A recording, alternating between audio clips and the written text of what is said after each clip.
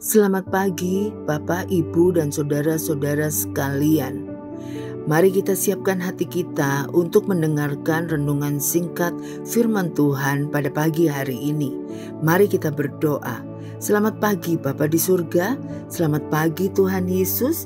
Terima kasih Roh Kudus untuk penyertaan-Mu sepanjang malam hingga pagi hari ini. Kami bersyukur untuk hari yang luar biasa. Berikan kami telinga seorang murid untuk mendengarkan renungan singkat firman Tuhan yang menjadi sumber kekuatan baru pada hari ini. Dalam nama Tuhan Yesus kami berdoa dan mengucap syukur. Amin. Tema kita pagi hari ini, buanglah kepahitan. Firman Tuhan kita ambil dari Kejadian 50 ayat 15 sampai 21. Ketika saudara-saudara Yusuf melihat bahwa ayah mereka telah mati, berkatalah mereka, "Boleh jadi Yusuf akan mendendam kita dan membalaskan sepenuhnya kepada kita segala kejahatan yang telah kita lakukan kepadanya." Sebab itu mereka menyuruh menyampaikan pesan ini kepada Yusuf. "Sebelum ayahmu mati, ia telah berpesan, beginilah harus kamu katakan kepada Yusuf, ampunilah kiranya kesalahan saudara-saudaramu dan dosa mereka, sebab mereka telah berbuat jahat kepadamu. Maka sekarang ampunilah kiranya kesalahan yang dibuat hamba-hamba Allah ayahmu." Lalu menangislah Yusuf ketika orang berkata demikian kepadanya. Juga saudara-saudaranya datang sendiri dan sujud di depannya serta berkata, "Kami datang untuk menjadi budakmu." Tetapi Yusuf berkata kepada mereka, "Janganlah takut, sebab aku inikah pengganti Allah? Memang kamu telah mereka-rekakan yang jahat terhadap aku, tetapi Allah telah mereka-rekakannya untuk kebaikan, dengan maksud melakukan seperti yang terjadi sekarang ini, yakni memelihara hidup suatu bangsa yang besar. Jadi janganlah takut, aku akan menanggung makanmu dan makan anak-anakmu juga." Demikianlah ia menghiburkan mereka dan menenangkan hati mereka dengan perkataannya. Seorang pengusaha tergerak memberi mobil untuk keperluan operasional sekolah di mana dahulu ia pernah dididik.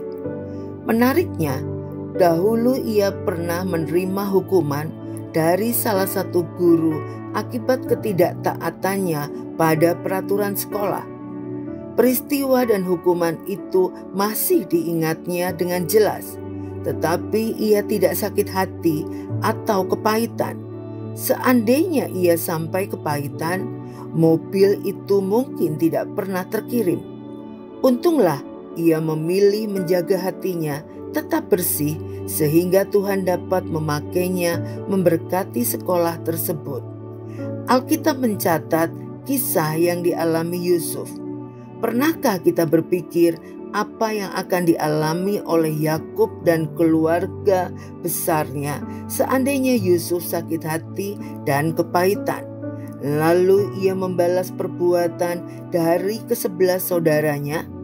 Kemungkinan besar mereka akan menderita kelaparan. Selain itu, Yakub sendiri mungkin tidak dapat melihat Yusuf serta 2 cucunya yang dilahirkan istri Yusuf di Mesir. Untunglah Yusuf memilih mengampuni perbuatan jahat dari saudara-saudaranya, karena ia menyadari bahwa kedatangannya ke Mesir merupakan bagian dari rencana besar Allah. Ayat 20. Sekalipun faktanya Yusuf harus melewati berbagai peristiwa yang berpotensi membuatnya kepahitan. Kepahitan yang tersimpan dalam hati tak hanya merugikan kita, namun hal itu juga dapat menghalangi kita untuk dipakai Allah menjadi saluran berkat. Jika hari ini masih ada peristiwa yang memahitkan kita dan belum kita bereskan, segeralah bereskan supaya hati kita kembali bersih dan kita layak dipakai Allah untuk menjadi berkat.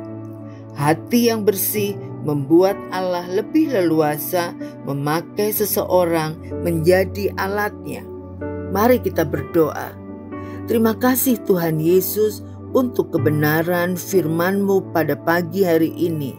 Kami bersyukur Engkau mengingatkan untuk kami tidak menyimpan kepahitan di dalam hati kami. Dan kami mau membuang segala kepahitan yang pernah terjadi dalam hidup kami.